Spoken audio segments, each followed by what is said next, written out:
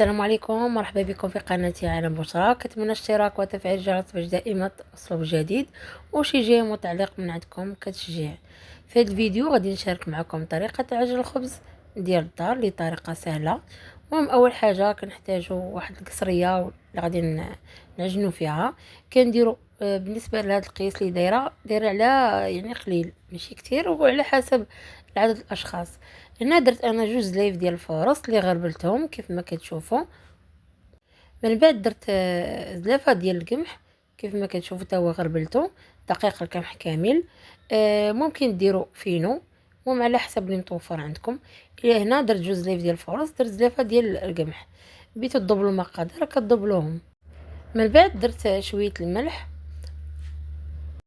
من بعد نضيفوا خميره العجين، ممكن يكون حبيبات او هذه المعجونه اللي متوفره عندكم. صافي هنا كيكون عندي الماء دافي كنجمع بها العجين ديالي. كنبقى نضيفوا الماء بشويه بشويه. انا كندير شويه في هذاك الوسط اللي فيها الملح والخميره، نخلطهم مع بعضياتهم شويه. عاد كنبقاو نخلطوا الدقيق ديالنا بالماء. كنبقى نضيف بشويه شويه وكنجمع هذا وكنجمع. المهم ما كنخوش الماء كتير دقه واحده، كنشوفوا على حسب شحال خاصنا. المهم كنبقاو نزيدو بشويه، الاشاره يكونش الماء طايب ولا سخون بزاف، غير دافي. صافي كنبقى نجمع هذاك الدقيق مزيان كيف ما غادي تشوفوا في الفيديو.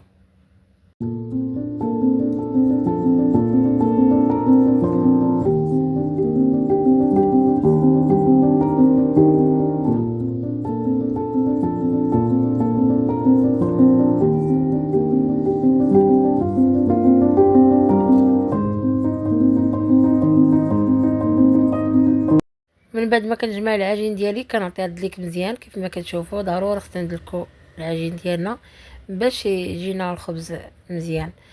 هو كيبغي يدليك مزيان، يعني كتعطوه الوقت في الدليك مزيان كيف ما كتشوفوا. وما تجيكمش العجينه جاريه او لا قاصحه، يعني تكون مزيانه هي هذيك. كيف ما كتشوفوا كنبقى نرش الدقيق ديالي.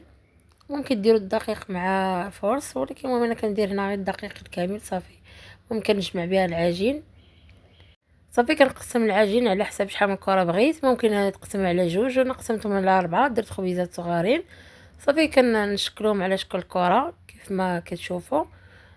من بعد راه كنخليهم يرتاحوا واحد شويه. من بعد عاد كنقرصهم ونخليهم يخمروا. من بعد كنطيبهم كيف ما غادي تشوفوا في الباقي ديال الفيديو.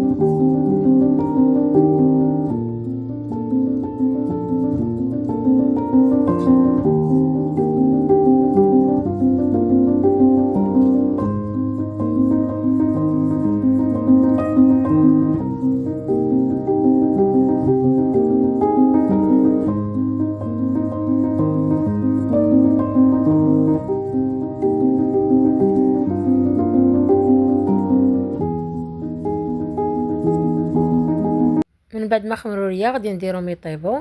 الفران كيكون مسخن قبل، ضروري يكون سخون. عاد كنثقبوهم بالفورشيط ولا بعود ولا اللي عندكم وكندخلوهم يطيبوا. كيكون العافيه شاعله ليها من الفوق ومن التحت، وانتم كتردوا معاهم البال. وهذا هما الخبيزات ديالي. كنتمنى ينال اعجابكم الطريقه ديالي، وكنتمنى تفعيل الجرس باش دائما توصلوا جديد وتشجيع ديالكم. وشكرا.